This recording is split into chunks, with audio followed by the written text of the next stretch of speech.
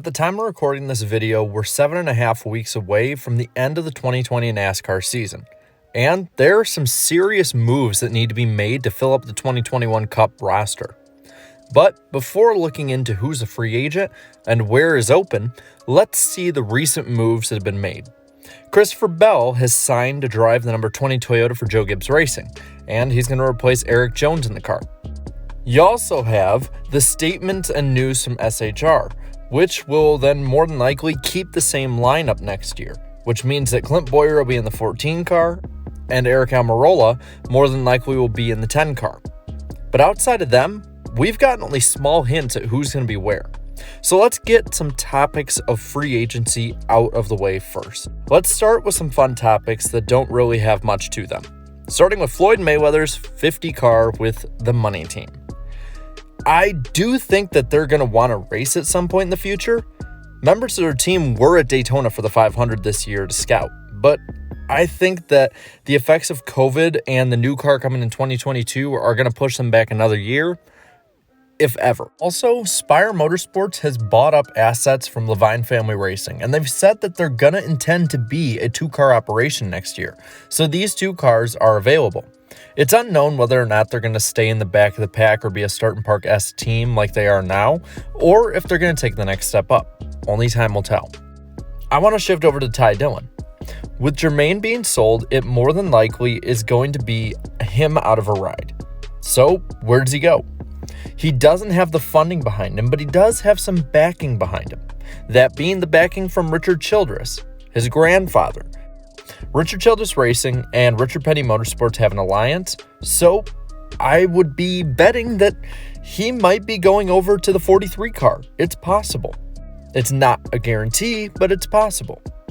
Now, with the 43 becoming vacant, the question is raised, where does Bubba Wallace go? I think Bubba is the most intriguing NASCAR free agent out there right now on the market.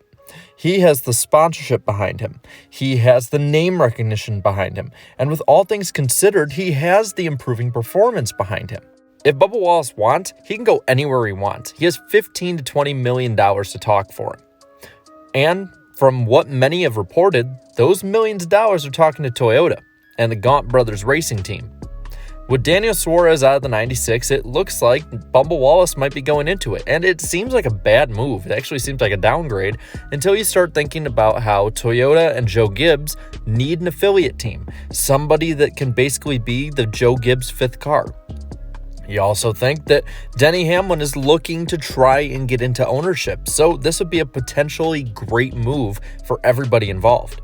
I mean, Hamlin's shown interest in purchasing assets from Germain Racing, but with the money team as well as Justin Marks trying to get it too, this might just be the easier route to be an owner. Now with Suarez out, questions raised about where he'll go.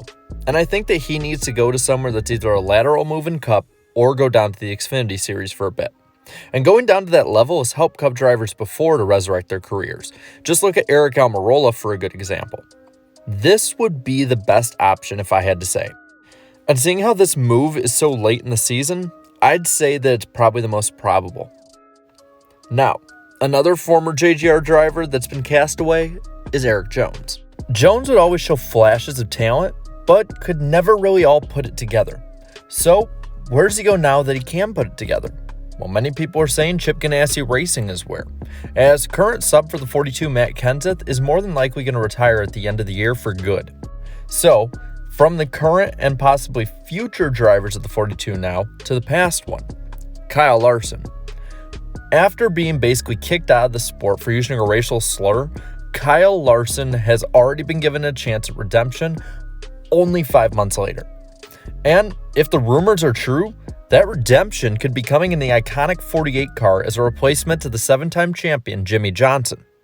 From what it sounds like, Rick Hendrick has a few loopholes in his contracts that can really get Larson into the number 48 Chevy without the bow tie's approval.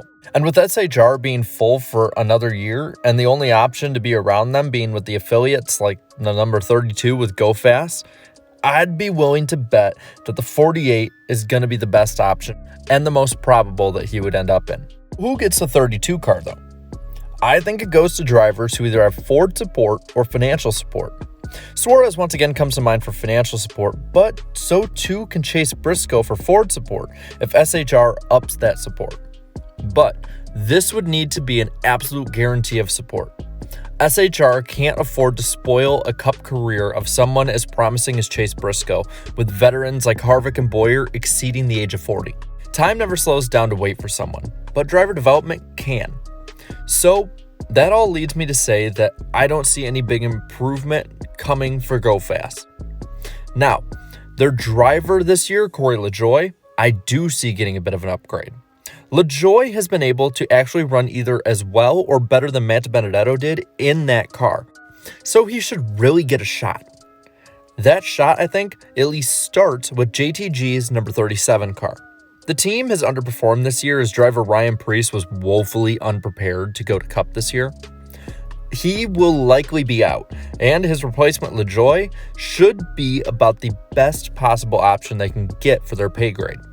I think that he has potential to bring JTG up a notch, possibly to the top 20 even. Chris Buescher did that. I don't see why LaJoie can't.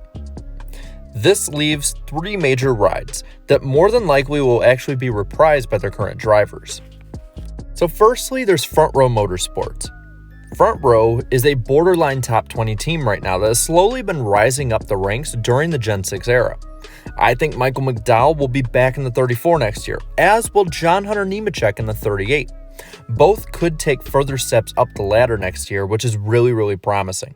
The last major team left on this list is one that really could have a major change, but I don't think will. The Wood Brothers. I think Matt Benedetto will be given one more year to try and improve upon what probably is a first-round exit from the playoffs this year. But if Austin Cindric has enough to warrant a ride, both in funding and results, then I wouldn't be surprised to see a change next year and certainly in 2022. And that's it. Now I want to hear from you. Let me know down in the comments below where you think everyone will end up next year. And while you're at it, hit that like button and subscribe to my channel for more great NASCAR content. We're going to be joined by Rusty Walrus on the NASCAR Weekly Podcast tonight to talk about all of this. So at 8 Eastern Time, be there on this channel. And until then, have a good one.